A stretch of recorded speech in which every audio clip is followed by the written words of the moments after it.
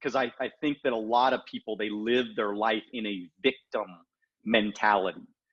And so tell us about how damaging it is to live your life in a victim mentality. Oh gosh. I mean, you miss out on so many opportunities because most people, they look at life through the lens of why me? Why is this happening to me? You know? And when you can switch the lens to what am I going to learn from this? Everything changes in your life because you see opportunity when before you just saw devastation. So most people that are victims, they're broke, they're unhappy, and they are not living up to their full potential. You know, it's so stinking sad, but I see so many like people that I grew up with that had such a better childhood than me. Like you would think that they would, you know, be way better off than I am now.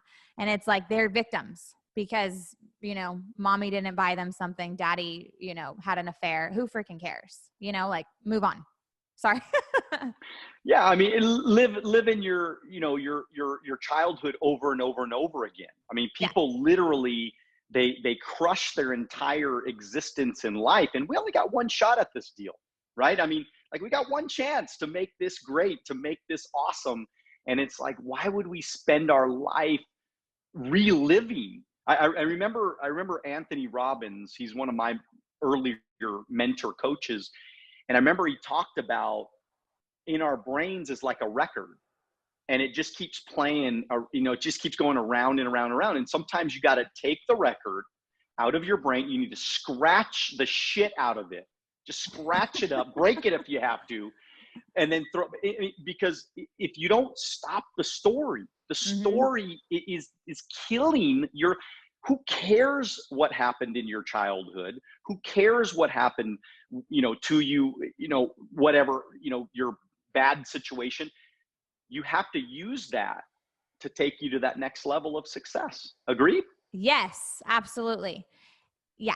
I think that you just have to replace the record, the broken record in the back of your mind. Replace it with something that's going to serve you.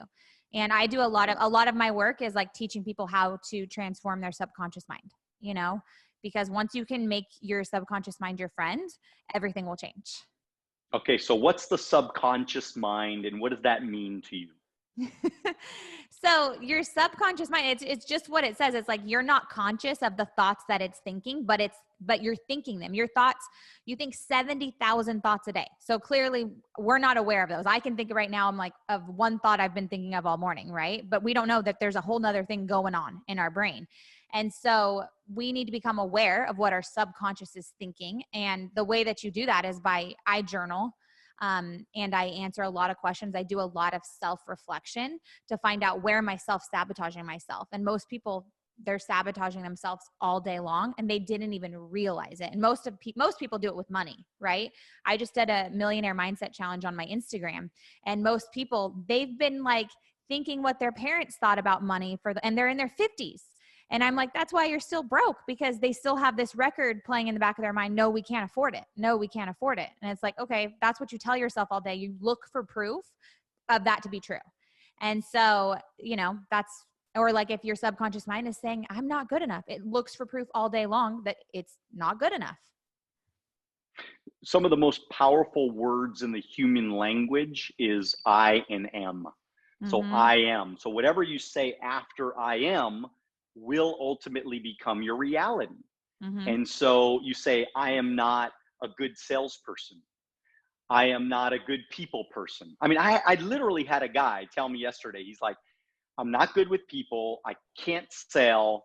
I'm no good. You know, I stay in my house. I mean, it's like, just crushing his life in negativity because of the words that he's telling himself. And so the subconscious mind, just so everybody kind of gets an understanding, I mean, you know, it's like, I always tell people that you ever driving down the road and you make a turn and you're like, shoot, I shouldn't have made that turn because I made a right instead of a left. But instead I should have, you know, the reason why you made the wrong turn is because your mind is so used to doing it the other way. So your subconscious mind is literally running your life. If you don't control it, if you don't understand how it works and how to master the subconscious mind, it's ruling your life. And what you tell it, it's always listening, it's always seeing, it's always recording. And if you don't, record the correct things in your life, what's your favorite book? I mean, what's a book that changed your life? I would say the most powerful book I read was The Secrets of a Millionaire Mind by T. Harv Eker. And I feel like that's kind of a classic in network marketing, right? So I read that for the first time 8 years ago. And I thought, okay, this is so woo-woo. It's so weird. Now I read like really woo-woo books. So it's really funny that I thought his was. And at the end of each chapter, he has an exercise that you do. Like you have to tap your head and say, I have a millionaire mind. And I never did that. I was like, that's so weird. And now I actually have all my students do that because I'm like, it works. So that was something that in that book, he says a line, he says, your subconscious mind doesn't know the difference between a truth and a lie. And so you can paint whatever picture you want your mind to believe. And so I really started to believe in the power of your mind. And I'm like, okay, I need to just give myself a different focus and fill, my mind with different thoughts. And so I constantly, I would say to myself 300 times a day, I have a millionaire mind. I have a millionaire mind. And pretty soon, I was a millionaire 3 years later. How the heck did you grow a company to 60,000 people? I mean, how the heck did you do that? How hard did you work to be able to accomplish that? Yeah, I think it's 75,000 people now. It's pretty cool. Wow. I grew up in a town called Bakersfield, which is a pretty small town full of agriculture. And I had no network. I was working as an ER nurse. And I was also an instructor at a local college teaching people how to become nurses. I was 23 years old. So you already know, I'm a very ambitious person. And I went to a meeting and they talked about financial freedom. And because I had my background of, not having anything, and I heard the words freedom, I was like, sign me up. I was like, all I have to do is drink these shakes and tell people about it. This is easy. And so that was my mindset. I never believed that it was going to be hard for me because up to that point in my life, anything I did, when there was a will, there was a way. I wanted to be a nurse by the time I was 21. Most people don't do that. And I did.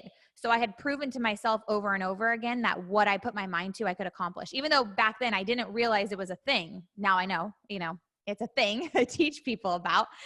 But I never told myself the story that I couldn't do it. My story from the get-go was, if that little lady over there is driving that white Mercedes Benz because she sold these things, I can do it too. And that was my story. That was what my subconscious mind believed right away. So I was just constantly telling myself all the time, I can do this. I can do this. And so when you have that bulletproof belief in yourself, guess what happens? People are attracted to it.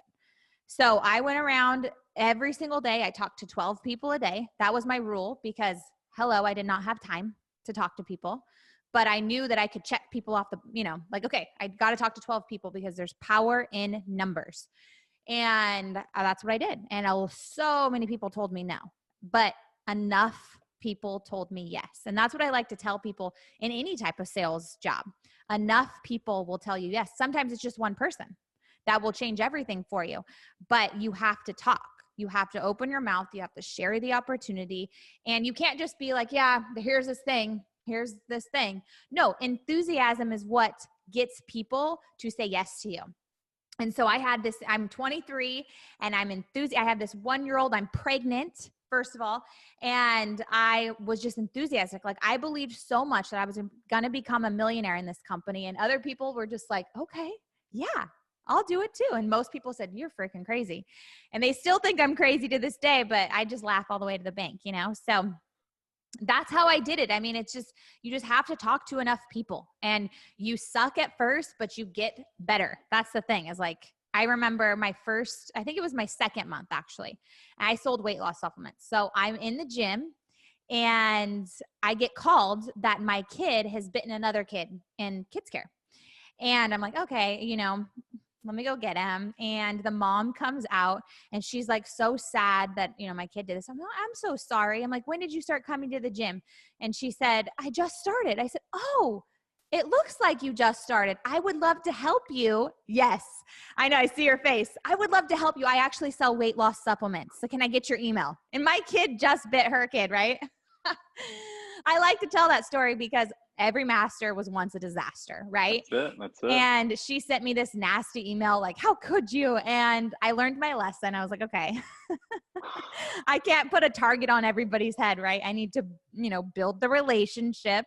But all of us, we have to go through things like that. Those are like little stingers, I like to call them, but those are stingers. You don't forget the pain of those things. And it helps you either change. I could have quit right then and said, this is just not for me, right? It's not for me. But instead I go, you know what? It's just a lesson. It's just a lesson. I know I'm going to get better. I'm not going to do that again. Thank you for watching our short clips on Alonzo Academy. If you'd like to watch the next short clip, click here. If you'd like to watch the entire podcast, click here.